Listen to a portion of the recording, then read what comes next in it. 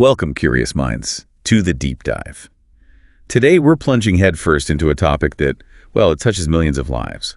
It's a struggle many believe is insurmountable, but one that, honestly, with the right understanding and maybe a decisive shift in perspective, can absolutely be conquered. Yeah, definitely. We're talking about achieving a smoke-free life. I mean, imagine someone who smoked 2 packs a day for 60 years. Yes, 60 years. Wow. Like this person Answer Health talked about, who finally, truly quit. Just like that. It happened in a single day for them. They went to bed a smoker, woke up a non-smoker, didn't even reach for one. That's, what, nearly 1 million cigarettes? Over $170,000 spent. That's staggering. And decades of a habit woven into every single part of their life. You know, from that morning coffee to winding down in the evening, yet somehow they found their path. It's an incredibly powerful story, and it highlights something really crucial. The journey to being smoke-free isn't just about, stopping the physical act. Right. It's really profoundly about understanding the habit from its core, taking apart those perceived benefits, and making a deeply personal, just unwavering decision to get your autonomy back. That's a powerful way to frame it. So our purpose today, our mission, is really to distill practical, actionable insights. We want to equip you, the listener, with knowledge that can fundamentally rewire your relationship with smoking. Make that path clearer, more achievable. Exactly. Make it feel liberating. We'll be pulling insights from, well, a whole stack of diverse sources, personal stories, medical advice, psychological frameworks. And we're going to look at some lesser-known approaches too, right? Like Bobby Ivanoff's method. Yes, definitely diving into his definitive method. Yeah. He was a heavy smoker himself, which I think adds a lot of weight. Plus, insights from people like Ellen Carr. His easy way helped millions. Right. And Naza Davos with her CBQ method. Lots to unpack. For sure. And we're recording this deep dive right here in the KPP team studio. Okay, let's get into it. So it baffles so many of us. Why do people who know the terrifying health risks, who are spending a fortune, who desperately want to quit, why do they still reach for that cigarette? Where did this trap even begin? Well, it starts with a very real and pretty insidious chemical reality. Yeah. When you pick up a cigarette, it seems simple enough, right? Filter, paper, tobacco blend. Mostly from the nicotine tobacco plant. Okay. But the moment you light it, it turns into this tiny chemical factory. It unleashes, get this, over 7,000 different chemicals. 7,000? Yeah. And they're not just in the smoke you see. They're microscopic particles and gases. It's like this toxic cocktail assaulting your body with every single puff. Wow. Okay, 7,000 is a lot. What are some of the big ones, the ones really causing the damage? Well, you've got things like formaldehyde, embalming fluid. Ugh. Hydrogen cyanide, which was used in gas chambers. Arsenic, benzopyrene, cadmium, things found in batteries, all known carcinogens. Just awful. And then there's tar. It's not just sticky brown stuff staining your fingers and teeth. It coats your vocal cords, leads to that horrible smoker's cough, and gums up your lungs cleaning system. And what about carbon monoxide? That's in there too, right? The invisible poison gas? Absolutely. Your body needs oxygen, right? Hemoglobin in your red blood cells carries it around. But carbon monoxide, it's like an aggressive bully. It binds to hemoglobin way tighter than oxygen can, basically shoving oxygen out. So it's starving your cells. Exactly, literally starving your cells of fuel. That leads to fatigue, less stamina, feeling breathless, and this constant starvation. It triggers inflammation everywhere, increases mucus production, narrows your airways. It's like your whole system is under siege. And this isn't just staying in the lungs, is it? Not at all. That's the scary part. These chemicals hit the bloodstream, which is like a superhighway to every single organ. Oh, wow. This leads to widespread chronic inflammation, a root cause of so many diseases. It helps build up those fatty plaques, atherosclerosis, narrowing your blood vessels everywhere. So, heart attack, stroke risk. Dramatically increased, especially in the vessels going to the heart and brain and back in the lungs. Things like hydrogen cyanide and tar actually paralyze the cilia. The little cleaning hairs. Yeah, exactly. Those tiny hairs meant to sweep out junk. When they're paralyzed, those 7,000 chemicals get even deeper into your lung tissue, increases the risk of lung cancer significantly. Okay, so that's the chemical battlefield. But underneath all that, the real puppet master, the thing setting the trap, is nicotine, right? Abraham the pharmacist talks about this. That's absolutely right. Nicotine is the master manipulator here. Within like 7 seconds of a puff, nicotine-rich blood hits your brain. 7 seconds. That fast. Incredibly fast. And it targets these specific things called nicotinic acetylcholine receptors. This triggers a whole cascade, a flurry of brain messengers: dopamine, adrenaline, serotonin. And dopamine's the big one, the reward chemical. It's the star of the show, unfortunately. It's responsible for motivation, driving us to repeat behaviors. Nicotine jacks up dopamine levels to 200% above normal. 200%. Yeah. Your brain reads that huge surge as something incredibly important, like a life-or-death reward signal. That massive dopamine hit is what drives the immediate cravings and makes you want to do it again and again. It's the foundation of the addiction. And that's where the illusion comes in. This chemical rush gives you temporary fake feelings, pleasure, maybe better focus, attention, even relaxation. Right, but it's a trick. Because the very thing you're using to calm down is actually jacking up your heart rate, your blood pressure. Yeah. It's stressing your body out physiologically. Exactly. The relief you feel. It's just the easing of the withdrawal symptoms that nicotine itself caused. Okay. That's the core of it, isn't it? Like, addiction mindset says the solution to your problem cannot be the thing that caused the problem in the first place. Perfectly put. And this cycle just keeps going. Nicotine has a really short half-life. It clears out of your system in just a few hours. It's just why the cravings come back so fast. Precisely. Within maybe 2 to 12 hours, you start feeling withdrawal. Restlessness, anxiety, frustration, anger. Maybe you can't sleep. These symptoms usually peak around day 1 to 3.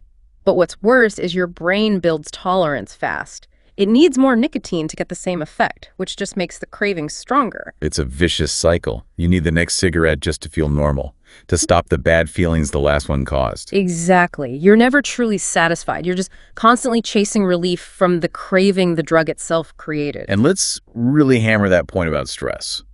So many smokers believe it helps them cope. It's one of the biggest myths. Doc Mike Evans points this out too. Nicotine is a stimulant. Full stop. It increases heart rate, blood pressure. Those are signs of stress, not relief. So the relief is only from stopping the nicotine withdrawal pain. That's it. It doesn't touch your real-life stress. It just temporarily silences the stress the addiction caused. It's like scratching a mosquito bite. The scratching feels good, but it only relieves the itch caused by the bite. It didn't solve an underlying problem. Wow. Okay, and then there's the whole mental side of it, the brainwashing. Yeah, Alan Carr calls it a mental labyrinth. And it's huge. Society, advertising, movies.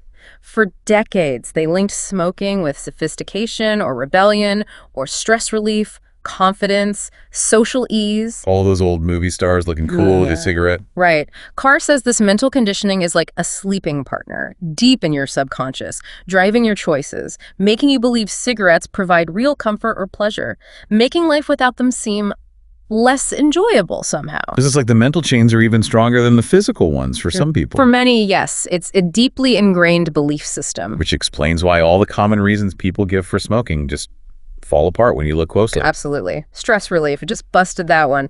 It causes physiological stress. Oh, don't It's a temporary distraction, sure, but it actually drains your energy and motivation long term, makes you more lethargic. What about concentration? People say it helps them focus. Again, it's the withdrawal that makes you agitated and unable to focus.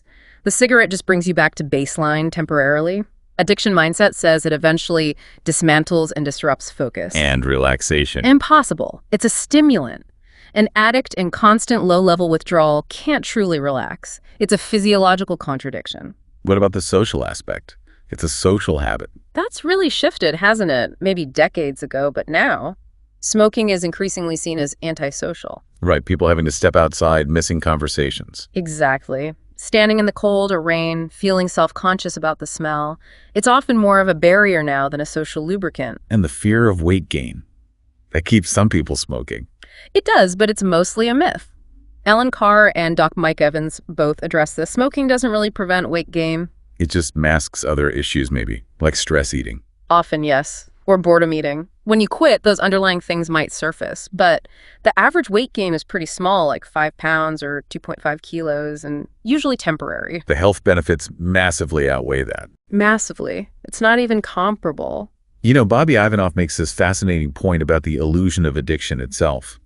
He says, think about it. You're not smoking most of the time. Right. When you're asleep, showering, in a meeting, on a plane. Exactly. So he asks, what is this addiction that isn't even constant? He argues it's largely a mental story you tell yourself. A narrative you've bought into. Yeah.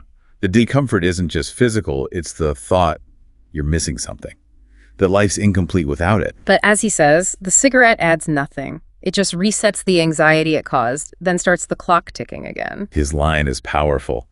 You're already not smoking most of the time. Now extend that to all the time. It reframes it completely. It really sounds like, well, self-imposed slavery.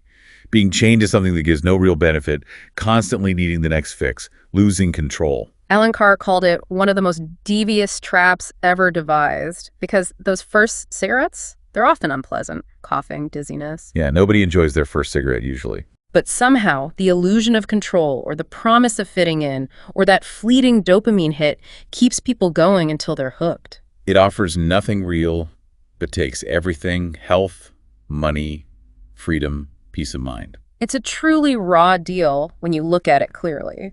Okay, so given this incredibly insidious trap we've just laid out, how does someone actually start breaking free? Where's the starting line? Well, the first absolutely critical step, according to folks like Live on Purpose TV and Dr. O'Donovan, isn't just knowing the risks. We all know smoking is bad, right? You hear it constantly. Yeah, it's drilled into us. But the real key, the thing that actually sparks lasting change, is finding your personal why. It's not just about avoiding the bad stuff. It's often about becoming the person who simply doesn't smoke. It's an identity shift. So it's more than just health warnings. It needs to be deeper. Exactly. It needs to be a strong enough why, something that really hits home for you. Yeah. Why do you, personally, want to quit? Okay, like what? Maybe better health, yeah. But beyond just avoiding disease, having more energy, better breathing, feeling stronger. Okay, yeah. More money. Imagine what you could do with thousands of extra dollars a year. Protecting your family from secondhand smoke, being a good role model for kids, looking better, feeling more confident, stronger relationships because you're not stepping out all the time, better focus, more time. It has to connect to your values. The addiction mindset talks about identifying what you really crave in life, right? Like connection, peace, health, and realizing nicotine blocks those things. Precisely. Once you see clearly that nicotine actively prevents you from getting what you truly desire, its power starts to fade. There are some powerful stories about this, like the grandfather Live on Purpose TV mentioned. Quit cold turkey because his little daughter asked why he smoked when other daddies didn't. Wow, that hits hard. Right. Or the person who quit instantly after an emphysema diagnosis. Yeah. The threat became real, immediate, not some distant maybe. So the takeaway is quitting just for someone else might not be enough pressure. It has to hit you at your core, ignite something inside. And once you find that why, write it down. And make it visible. Yeah. Phone alarm, sticky note on the mirror, picture of your kids, whatever keeps that core reason front and center. Okay, so you've got your powerful why. What's next? Setting the quit date. This is crucial for commitment. Right. Dr. O'Donovan suggests picking a date within the next 2 weeks. Why that time frame? It's sort of the sweet spot. Enough time to prepare mentally, tell people, get resources ready. But not so long that you talk yourself out of it or let doubt creep in. Exactly. It moves you from just thinking about it to actually preparing and getting ready for action. It signals to your brain, this is happening. And preparation is key once that date is locked in. Absolutely vital. Start clearing out all the smoking stuff, cigarettes, lighters, ashtrays, gone. Not hidden, gone. From home, car, work, Yep. everywhere. Yep. And wash your clothes, clean the car, air out the house, get rid of that smell, make your environment feel fresh, smoke-free. Because as Doc Mike Evans says, there's really never a perfect time to quit, is there? Life always throws curveballs. Never. So once you decide and set the date, you got to jump. Which brings us perfectly to Bobby Ivanov's approach, specifically what he calls the ashtray decision. His own quitting story is really striking. Tell me about it. He said, "One night I looked at my burning cigarette, then at the pack, and thought, this ends now." Just like that. But what did he do? That's the thing. There was no drama. He didn't dramatically stub it out or crush the pack. He just calmly put the cigarette out, put the pack down, and never touched another one. Wow. Just a decision. A single, definitive act. Oh, yeah. And then comes his trophy technique, which I find fascinating. Okay. He didn't throw the pack away. He left it sitting on his table for months. Seriously? Wasn't that torture? Not for him. He saw it as a trophy, a symbol. He said it was a reminder that I had won. He insists he didn't need to fight daily urges. I had already made the final decision. No debate. no drama. So willpower isn't some magic force. He says it's a decision backed by action, like going to work. You decided, you just do it. Same with quitting. Make the decision to quit and close the door behind you. A clean break. Irreversible. That's a powerful mindset. Yeah, that whole concept, one decision, your life. It's really the core of Bobby Ivanov's philosophy. And it goes way beyond just the nicotine itself. How so? He argues most smokers don't realize they're not addicted to nicotine itself, but to the dopamine reward cycle their brain expects. That's a subtle but huge difference. Right. It's the expectation of the reward, not just the chemical.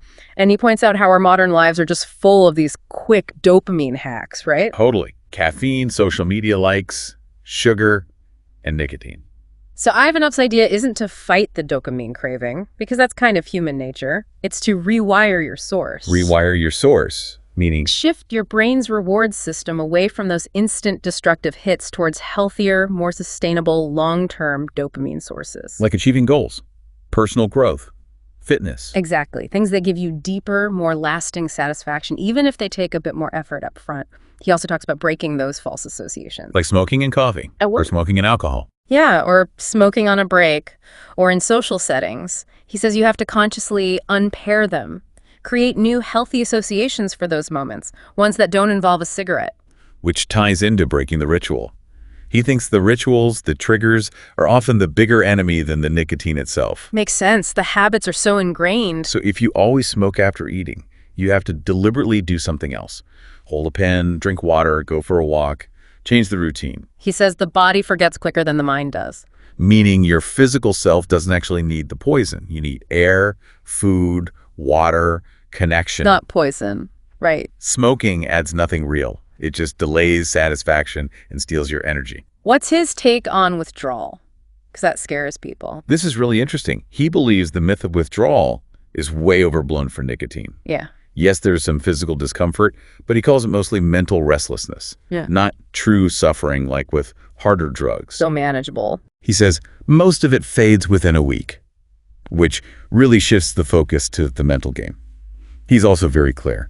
Things like light cigarettes or vaping, not solutions, they're just new problems. Just creating one delivery system for another. That's his view. Keeps you hooked on the core substance. He does acknowledge that fear, like a scary doctor's diagnosis, can be a catalyst, a wake-up call. But don't wait for the crisis. Exactly. Don't wait for things to fall apart. Make the choice. Move from excuse to execution. His bottom line, quitting is not a war, it's a clean break. That's a very direct, decisive approach. Okay, so building on that mental shift, let's look at Alan Carr's easy way. Mel Gibson used this, right, after 45 years of smoking. Yeah, and facing emphysema. Carr's method flips the script entirely. It's not about willpower or feeling deprived.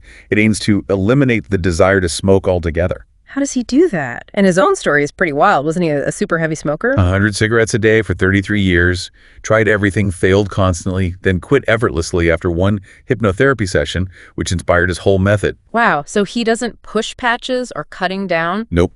It's all about dismantling the belief system that smoking gives you anything good, getting you to see, truly see, that quitting is not a sacrifice. Okay, that empty page trick Mel Gibson mentioned sounds brilliant. A chapter on the good aspects of smoking. And the page is just blank. Huh. That's a great psychological jab. Hits you right away. Carr believed that society and the tobacco industry brainwashed us into thinking cigarettes offer comfort or pleasure, making life without them seem scary or boring.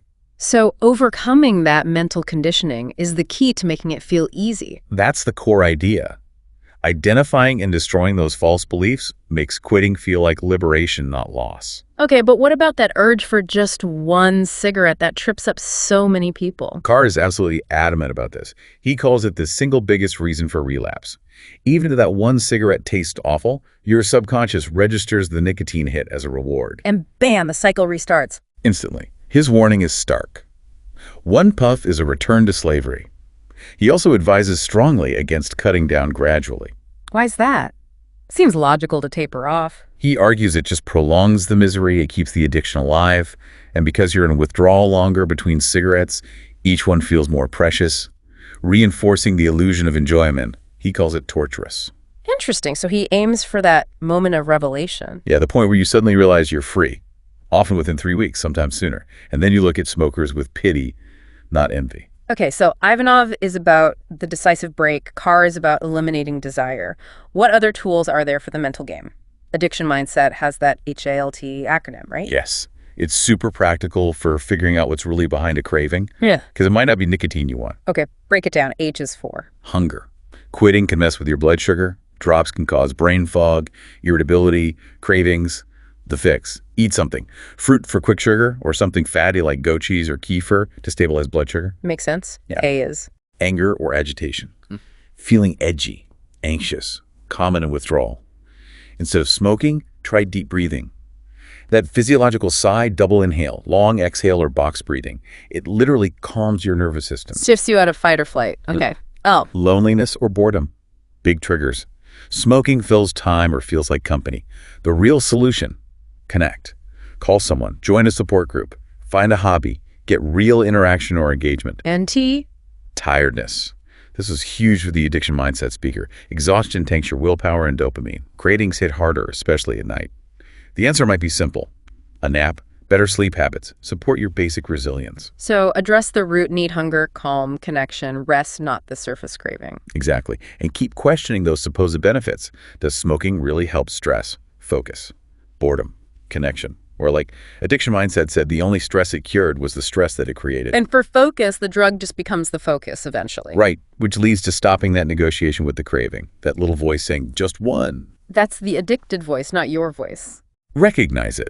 Addiction Mindset suggests saying, cancel, cancel, cancel in your head. Then immediately change your state. Get up, move, drink water. Don't give the craving power by debating it. Exactly. A craving is only as powerful as you allow it to be. Disrupt the pattern, kill its power. Natasha Davos, the CBQ method creator, has a really useful framework for this mental reprogramming too.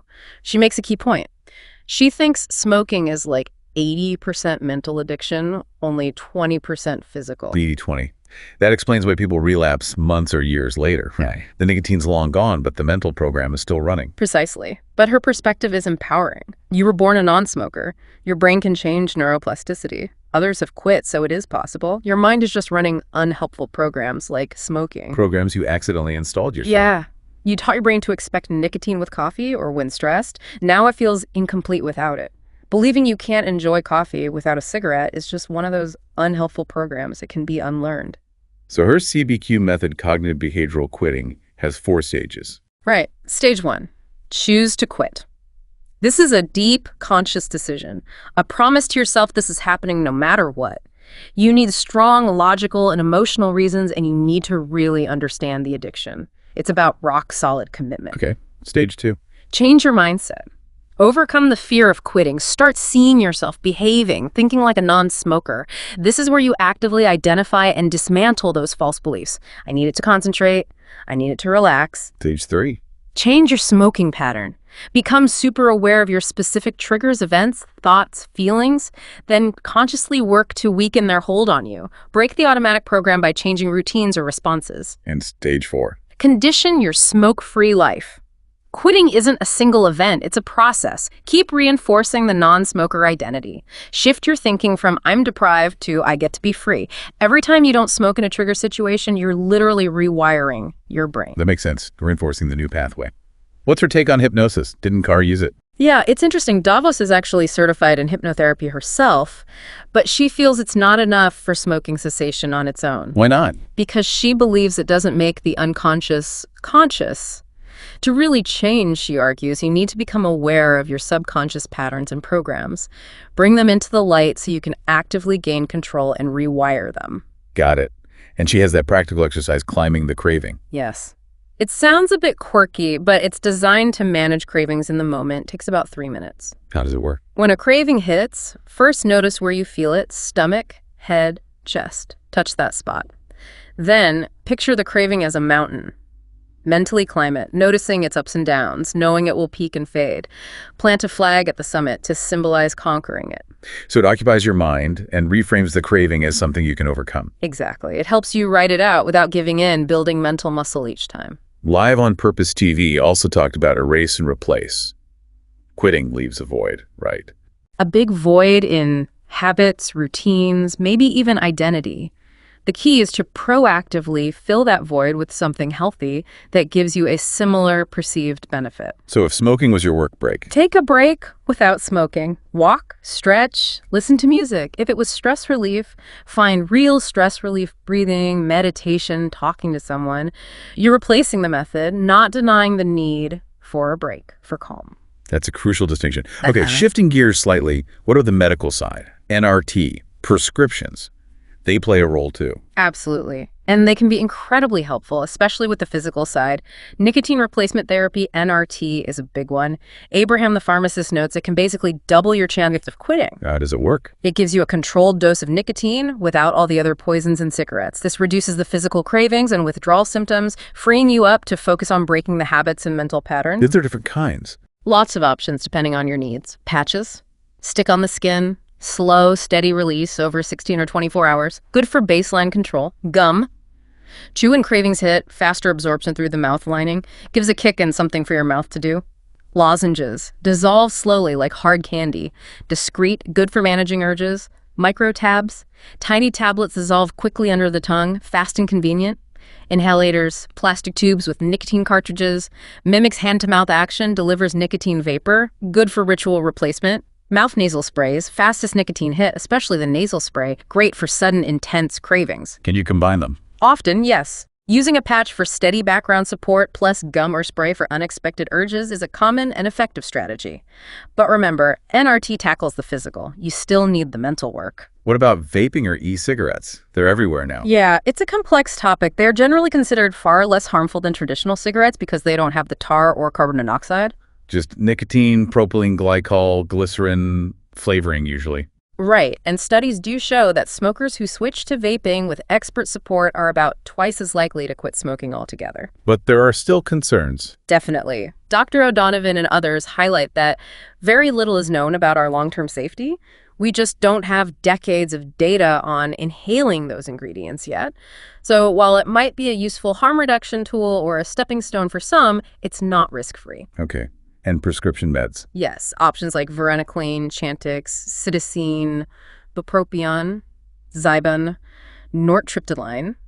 These work differently, often on brain receptors, to reduce cravings and withdrawal. But you need to see a doctor for these. Absolutely. They can be very effective, sometimes more so than NRT for certain people, but they also have potential side effects and need medical supervision. There's also mention of herbal support like lobelia or ginseng, but those are more complementary, not primary treatments. Gotcha. Okay. Back to things people can do themselves, behavioral strategies. What are some key ones? First, keep that why list handy. Write down your reasons, carry them with you, read them when you feel weak. It reinforces your motivation. Get active. Huge one. Exercise releases endorphins, cuts cravings, helps manage stress, prevents weight gain. Even a quick walk makes a difference. Declutter the environment. Yes. Ruthlessly remove all the smoking gear, ashtrays, lighters. Wash everything clothes, car interiors to get rid of the smell. Wow. Cleanse your space, reinforce the new you. Identifying triggers is big too. Crucial. Make a detailed list. Alcohol, stress, after meals, coffee, certain people, the car, then plan alternatives. Avoid the trigger for a bit or find a healthy replacement activity for that specific situation. Build a support network. Absolutely vital. Tell friends, family you're quitting, ask for support, not nagging. Join groups online or in person. Smokefree.gov has resources. An accountability partner, like Live on Purpose TV suggests, can really help close the back door on slipping up. Managing stress without smoking. Learn healthy ways, deep breathing, meditation, yoga. Keep reminding yourself. Smoking creates stress, it doesn't solve it. Addiction Mindset also had that specific nighttime routine. Right, the fruit or lemon water, then the Crest White strips and maybe mouth tape. Yeah, it's about self-care, physically preventing the habit, and promoting healthier breathing. Proactive steps against evening cravings. Celebrating small wins seems important too. Definitely. Acknowledge every milestone, one day, 1 week, 1 month. Reward yourself in healthy ways. It keeps motivation high. And plan for relapse, not to relapse. Understand it might happen. If it does, forgive yourself fast. Don't let one slip derail everything. Get right back on track. It's often part of the process. Don't give up. Also, avoid those false incentives, right? Like promising yourself a car if you quit. Yeah, because it reinforces the idea that quitting is a sacrifice you endure for a prize. Quit because smoking does nothing for you. Freedom is the prize. And Alan Carr's advice about not going to extreme lengths to avoid temptation: face triggers with the right mindset. Right. Once you truly believe smoking offers nothing, facing triggers helps rewire those associations faster. You can enjoy social life as a non-smoker. One last pro tip: caffeine. Good one. Nicotine makes your body process caffeine faster. When you quit, your tolerance drops. That usual coffee might hit way harder. So maybe cut back on caffeine initially. Worth considering, yeah, to avoid extra jitters or anxiety. And finally, once you're solid, maybe help others. Share your story, be an example, offer support. Okay, so we've journeyed through the trap, explored all these paths to freedom. Yeah. What's actually waiting on the other side? What's the payoff? The payoff. This is the good part. The incredible life-changing benefits start almost immediately, literally within minutes of that last cigarette, and they just keep building. All right, let's hear them. What happens right away? Okay, based on ASIP science and Abraham the pharmacist, 20 minutes, almost instant, your heart rate and blood pressure start dropping back to normal. Your hands and feet warm up as circulation improves. Wow, 20 minutes. 2 hours. This is when nicotine cravings might start kicking in as the dopamine drops. Moodiness, maybe drowsiness, tension, the body starting to adjust. 8 hours. Big one. That poisonous carbon monoxide clears out. Oxygen levels in your blood return to normal. Less strain on your heart. You might feel a bit more energy. Already feeling better physically. 12 hours. Full carbon monoxide cleanse. Your blood is carrying oxygen properly again. 24 hours. Your heart attack risk starts to decrease. Your good HDL cholesterol increases. Blood clot risk goes down. You might cough more. That's actually good. Your lungs are starting to clear out the gunk. So even coughing can be a positive sign at this stage. In this context, yes. It means the cleaning system is waking up. Incredible. What happens next? 48 hours. All nicotine is gone from your body. Physiologically huge. Damaged nerve endings start regrowing. Your sense of taste and smell comes back stronger. Food tastes better. Breathing gets easier. Tasting food properly again. That's a big motivator. 72 hours, 3 days. This is often the peak of physical withdrawal. Headaches, nausea, cramps, anxiety, maybe feeling down. It's tough, but push through this and the worst is officially over for the acute physical stuff. The battle becomes mainly mental after this point. Okay, so past the 3-day hump, things start looking up significantly. Definitely. Moving into the short-term transformations, 1 month, your risk for type 2 diabetes, cancer, and heart disease has already dropped. Your lung function and capacity improve noticeably. Stairs get easier. You can breathe deeper. Just 1 month in. 3 to 9 months. Major lung healing. Those cilia, the cleaning hairs, are mostly repaired. That chronic cough and shortness of breath, pretty much gone for most people. Circulation keeps improving. That's amazing progress in under a year. What about the really long-term gains? This is where it gets truly life-changing. 1 year, your risk of heart disease is cut in half compared to a smoker. Half in 1 year. 5 years, your arteries are wider, more flexible. Risk of blood clots continues to drop significantly. 10 years, lung cancer risk drops by 50% compared to if you'd kept smoking. Your lungs have done some incredible healing. 50% reduction in lung cancer risk. 15 years. This one blows my mind. Your risk of having a heart attack drops to the same level as someone who has never smoked. Wow. Your heart health essentially resets. Effectively, yes. Yeah. 15 smoke-free years, and it's like you give your cardiovascular system a clean slate, the same risk profile as a lifelong non-smoker. That's unbelievable. But the benefits aren't just about avoiding disease, right? Not at all. They touch everything.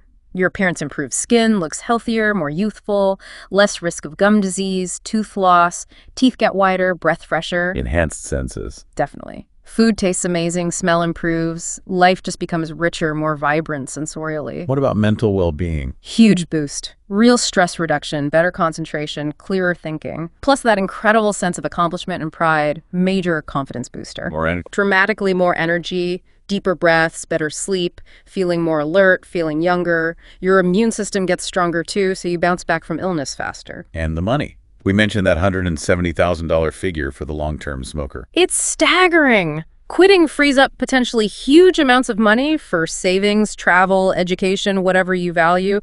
Financial freedom is a massive benefit. Now, we should be realistic. Some damage might be irreversible for very long-term heavy smokers. That's true. Depending on how much and how long someone smoked, there might always be some lingering effects or slightly increased susceptibility to certain things.